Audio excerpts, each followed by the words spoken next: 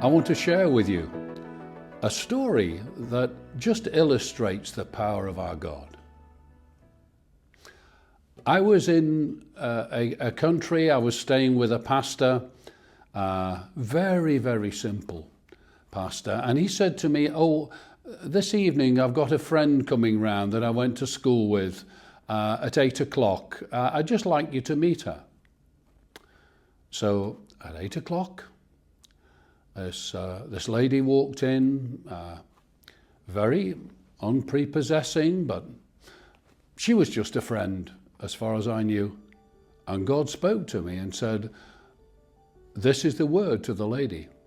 God is pleased with you, for when no one else cared, you cared for the poor. And God's hand is upon you to bless you, to give you greater influence. But the people you've chosen, in 6 months' time, you will walk away from them.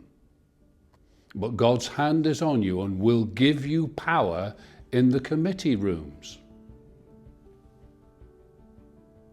Off she went into the night. I was thinking, well, this lady wasn't in the church. She was just a friend of this pastor.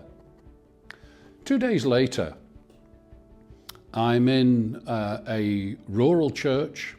There are more monkeys than people. They're jumping in and out at the windows that have no glass. And there's about 60 church leaders in there. I'm standing at the lectern in full flow when suddenly the side doors and the back doors of the church open and in come soldiers in fatigues with machine guns, and they point them at the church and then they point them at me, and while we're drawing in our breath, they step aside, and this woman walks right down the center of the church and comes and stands in front of the lectern and kneels down and says, "I've come to meet with the God who knows more about me than I know myself."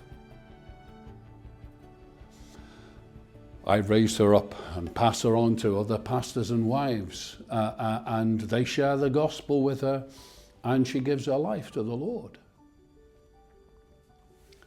And then God says, "I want you to give her this charge." And it was, "This is what the Lord requires of you, that you act justly, that you love mercy, and you walk humbly with your God." And she turned and left with the soldiers behind her. And I discovered that she was actually that state's candidate for their government. And in fact, that was the month of their election. And before I left that country, 2 weeks later, I heard she'd got elected. A year later, I went back to the country this year, and I discovered that she is now the Minister for Women and Children's Affairs. And this Christmas, she attended a joint services group where there were thousands of Christians there, and her presence was to give them protection. It turned out she had joined a political party, and then she'd found the political party was saying, "Look what we did for you during COVID. Look what we did for the poor in your area. Our candidate did this for you. Our candidate did that for you." And she realized that they had stolen her clothes and were making political capital out of her act of compassion. And she'd decided to turn away from them. But she had never told anybody. Isn't our God good?